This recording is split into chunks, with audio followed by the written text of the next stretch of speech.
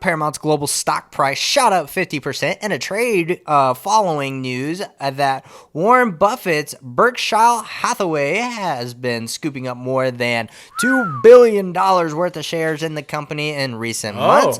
Now, Berkshire Hathaway has been an investor in one of Paramount's predecessor companies, Viacom, about a decade ago, but Berkshire Hathaway was not known to have had significant position in the company in recent years. Now, Buffett's purchase of the late suggests that he sees the company as undervalued. I could see that. Or that he expects the company to be involved in M&A. The company has staked much of the hopes on building out for its Paramount Plus streaming platform, while its older linear cable channels assets fade in value, like we talk about every single week. Oh, yeah. But Buffett's renewed interest in Paramount Global is an intriguing sign for the company that is home to CBS, obviously, Paramount Pictures, Showtime, Nickelodeon, Comedy Central, BT, and other TV brands. So that'll be interesting if he'll come in and try to be a majority stake owner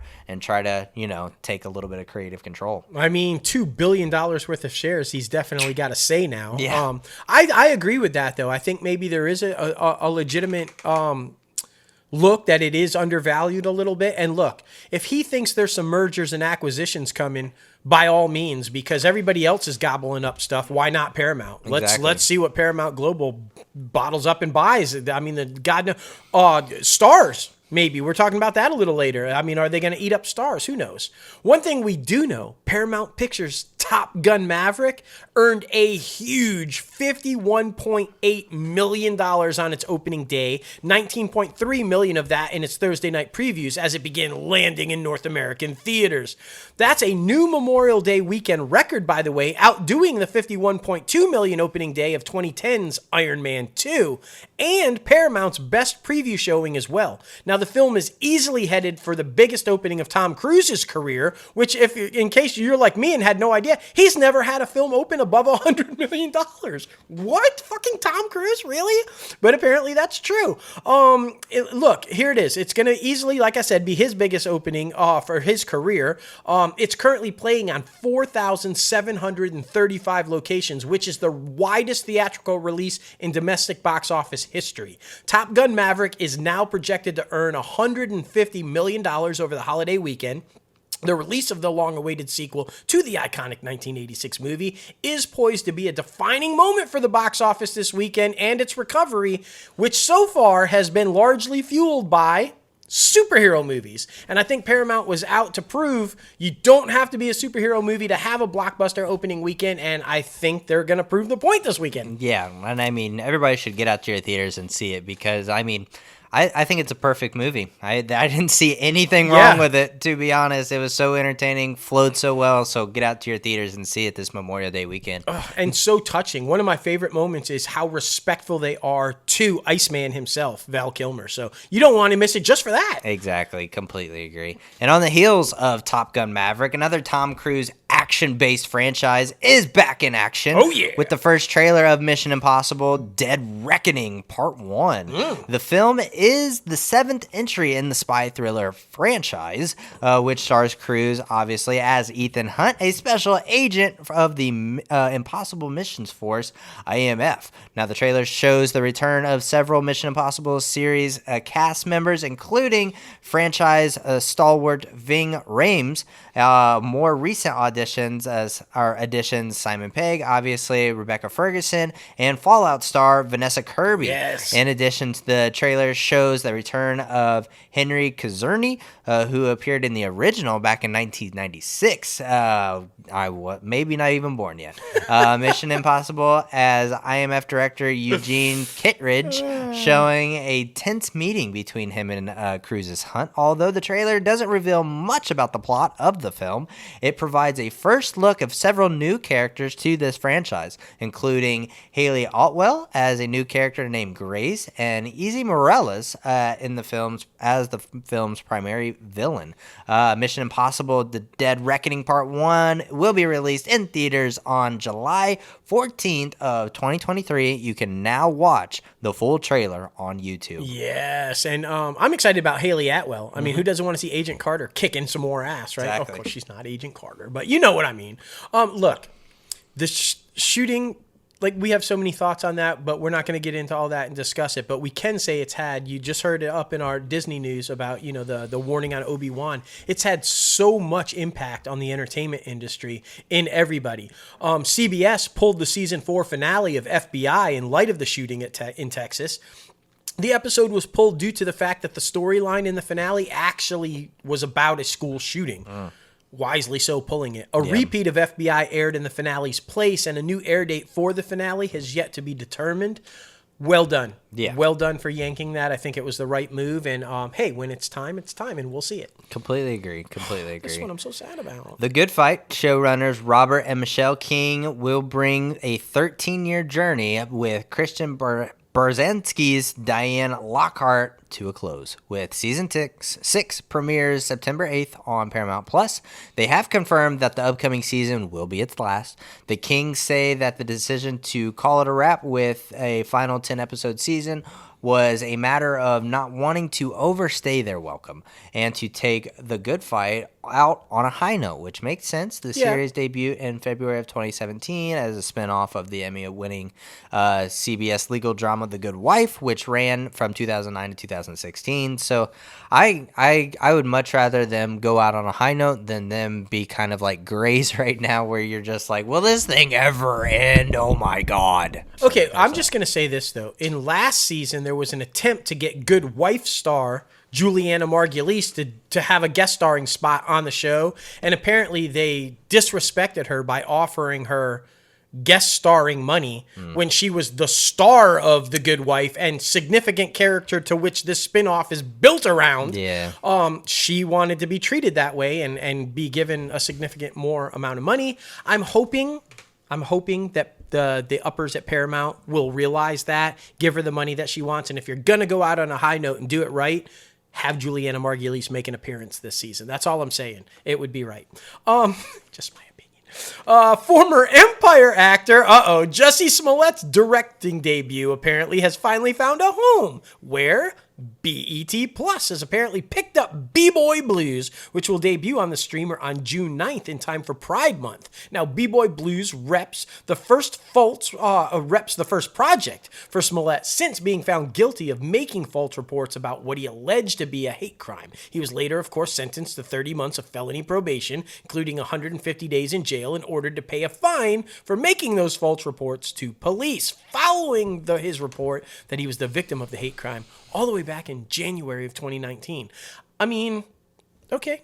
Yeah, I'm surprised they're even giving him an opportunity, to be honest. But, you know, it is what it is. I mean, everybody deserves second chances, I guess. Anyway, BET Plus is also doing a Martin the Reunion special. I think this is awesome. I mean, all these iconic shows doing reunion specials. Oh, yeah. Has given a premiere date as well. The series, which reunites the cast of the iconic 1990s Fox sitcom, will debut June 16th on the streamer with a 90-minute reunion. Brings back the original stars Martin Lawrence, Tisha Campbell, and Tichina Arnold and Carl Anthony Payne II to reminisce about the show's 5 seasons. The show even takes place on the iconic Martin living room set and hosted by Afron Crockett. So that's very exciting. I know a lot of 90s people are pumped about that one. Oh, yeah, for sure. And I'm sure they're going to pay homage and remembrance to one of the stars that had passed away recently. So we'll see. I think it's going to be I loved that show, so I'm pumped. All right, let's jump over to NBC Universal. Ahead of the release of F9, the Fast Saga, last summer, Vin Diesel teased to Variety that he wanted Rita Moreno to join the next Fast and Furious move to play his grandmother. Well, guess what? Diesel announced this week that Moreno's casting was official and that the EGOT winning actress is playing his grandmother in Fast 10. News of Moreno's casting comes after Diesel revealed that the filmmaking team behind the Fast and Furious franchise was aiming to explore more of the Toretto family tree in the upcoming 10th and 11th installments of the franchise. Fuck. So I wish they'd just stop, but I like Rita Moreno, so, good for her. They always just said 10. Why 11? I know. They always said 10. Nobody gives a shit about the rest of the Toretto family. No, they really don't, man. They really don't. But speaking of family, the series finale of This Is Us averaged a 1.3 rating amongst adults 18 to 49 and 4 million total viewers according to Live Plus same-day Nielsen data. Now, that marks the best key demographic rating from the series since the second episode of Season 5. That was on November 10th of 2020. And the best total viewer numbers since the third episode of Season 5 from November 17th of 2020. Very emotional, very great, but always want more. You just always want more. Who out there, raise your hand if you want to see the spinoff of Randall as president. For sure. I think, like you said when we were off air, they kind of set that up with the fucking Aaron Sorkin West Wing thing. Yeah, that'd be so epic. If Fogelman doesn't want to do it, let Aaron Sorkin do it and just go, man. It'd be awesome. All right, so now we're going to jump to a couple of NBC departures coming up. Two unexpected. One, not so much. If you listen to our show, you knew this. Anthony Anderson will not be returning for season 22 of Law & Order. Why did I say you know this? Because we reported that Anderson signed a 1-year deal when NBC relaunched the series for its 21st season this year, and he has, as he said he would, decided not to continue as Detective Kenneth Bernard in the procedural dramas next season. Now, this one might be unexpected, and I'm hoping it's not true, but apparently original series star Sam Waterston himself, who of course plays Jack McCoy, also only signed a 1-year deal. It's not yet clear if he has chosen or chosen not to continue or depart on the famed franchise. Can you have Law and Order without Jack? You can't. Pay him. Yeah. Just pay him. Yeah.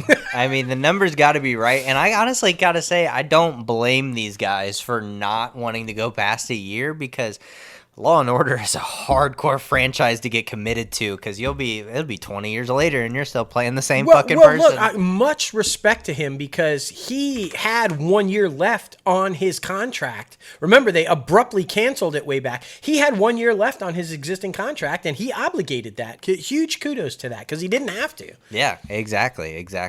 Well, the Blacklist is also saying farewell to 2 series regulars, including one of NBC drama's longest serving cast members, Mir Arson.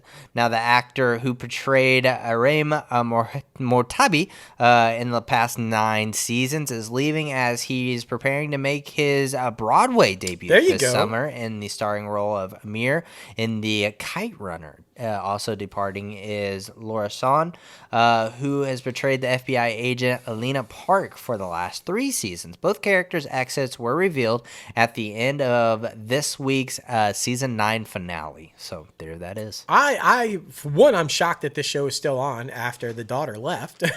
But it's hanging in there, and I'm sure we're going to see some more departures over the next couple of years if it makes it past this next year. Hey, Al Michaels is leaving NBC. Or is he? Al Michaels might be leaving NBC's Sunday Night Football, but he's not exactly leaving NBC. The veteran broadcaster who revealed in March that he was planning to lead Amazon's new streamcast of Thursday Night Football in the fall is keeping a foothold at NBC Sports. Michaels will have emeritus status and is expected to contribute across the NBC Sports portfolio, including, the company said, NFL playoff games and Olympic coverage. So there you go. That's pretty cool. I mean, he's got an iconic voice, and I mean, he's been there for his tenure's insane. So makes sense. Well, going over to Sony, Ghostbusters Afterlife actor Castile O'Connor has joined the cast of Madam Web, an upcoming installment of Sony's universe of Marvel characters. O'Connor's role has not been announced yet. They will appear in the comic book adventure alongside Dakota Johnson, who is playing the title character, as we told you before, as well as Sydney Sweeney, Sweeney of Euphoria fame. Now, the movie will serve as an origin story for Madame Web, the clairvoyant whose psychic abilities allow her to see within the spider world itself. Madame Web is Sony's first modern comic book adaptation to feature a woman in the headlining role.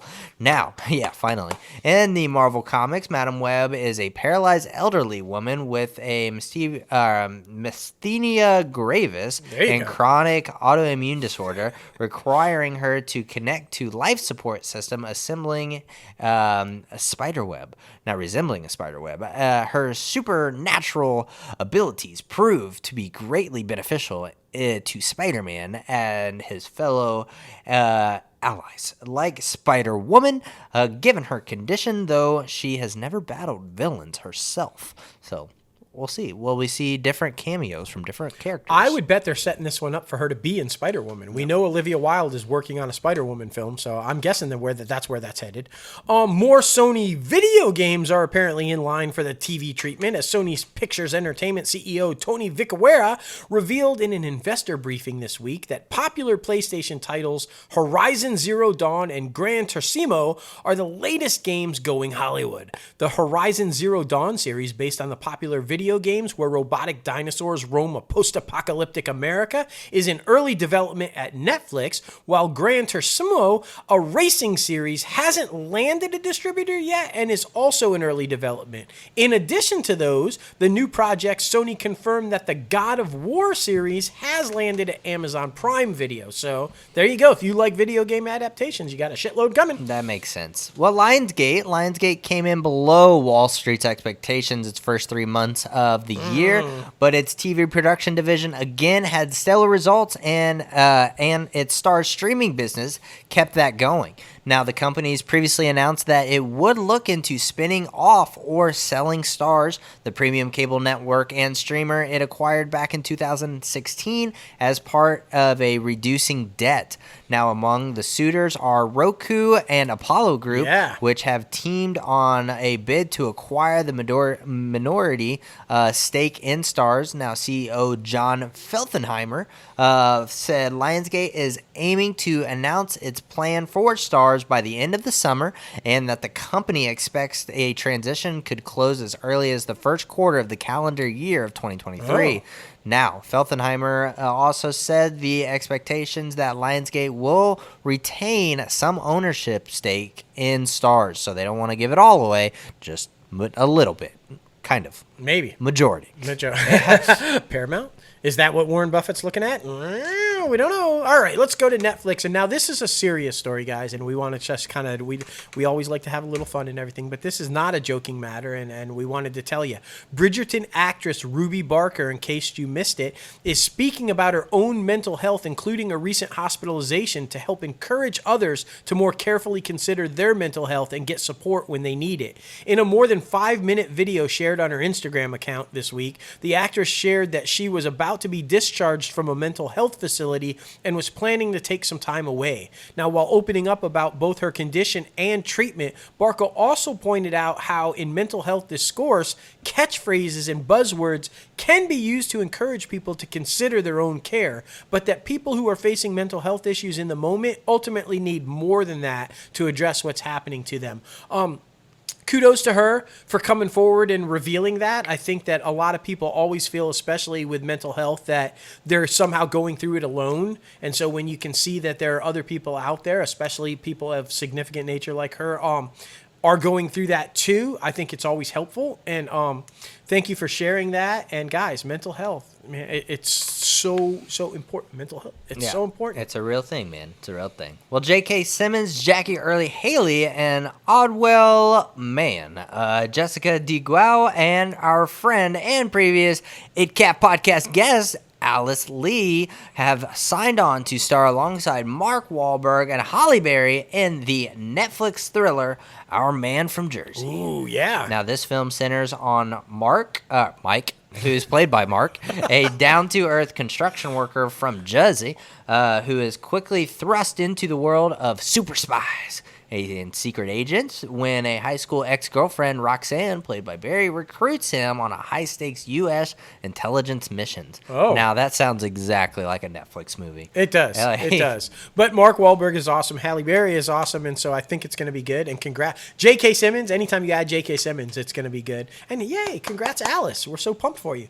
The trailer for Joe and Anthony Russo's The Gray Man dropped, and it shows Ryan Gosling and Chris Evans in an epic spy chase across borders. The movie premieres in theaters on July 15th before heading to the streamer a week later. Now, based on Mark Greeny's book series, Gosling plays CIA operative Court Gentry and inadvertently spills secrets about his organization, forcing him to go on the run from Evans's mustached Lloyd Hansen, an unhinged former colleague. The movie also features Ana de Armas as a by-the-book CIA agent who gets tangled up in the mess. The spy thriller is one of Netflix's most expensive films ever, with a budget that came in at a whopping $200 million. They fucking love these spy thrillers and spending so much money. I mean, but you got an Avenger, Chris Evans, and Ryan Gosling, so you know. Yeah, exactly. It's so interesting. Now we've been talking about it. Stranger Things Season 4 dropped this week, and the young adults are dealing with a lot over the course of this season. There is a looming terrors of graduation for Nancy, obviously Natalia Dyer, and Jonathan Charlie Heaton. The crushing work of managing a video store for Steve and Robin, obviously with Maya Hawke and Joe Curry. And the threat of the paranormal serial killer Vecna murdering the townspeople of Hawkins. The current season is off to a great start, already landing in Netflix's top 10. But we know with Raising Dion, that doesn't matter. Yeah. Well, luckily for this one, it's got a shelf life, and they know when it's ending. Yeah. So, yeah. Now, like Disney Plus's Obi-Wan Kenobi, Netflix has also added a warning card to the Stranger Things 4 premiere in light of the school shooting that happened in Texas. The warning card reads, "We filmed this season of Stranger Things a year ago.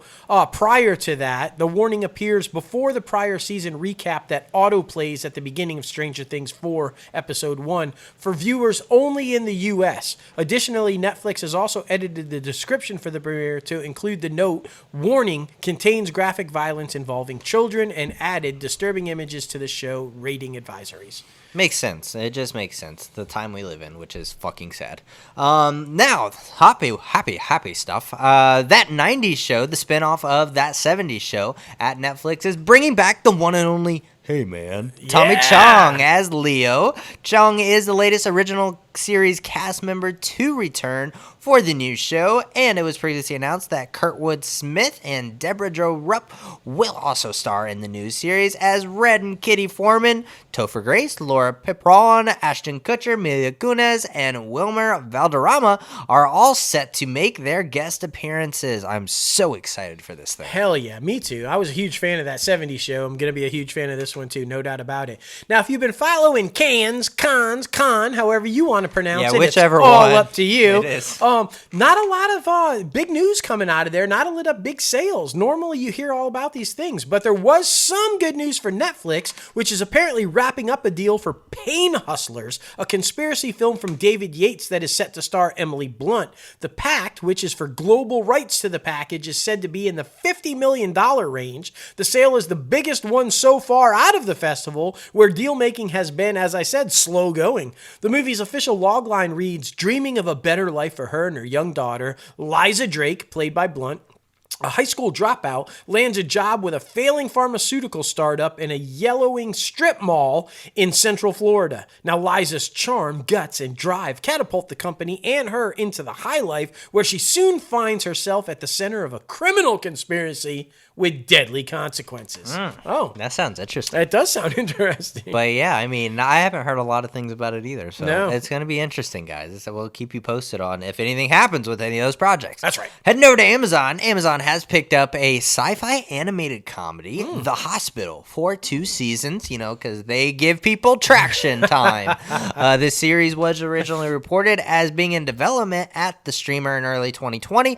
Maya Rudolph and Natasha Lyonne are part of the voice cast and also executive producing under their Animal Pictures banner. And also Kiki Palmer, Greta Lee, Kieran Culkin, and Sam Smith will also voice characters on this show. The Hospital follows Sleech and Kleck, aliens, best friends, and intergalactically renowned surgeons as they tackle anxiety-eaten parasites, illegal time loops, and deep space STIs, risking their careers to take on a remarkable case they put into existence itself in jeopardy.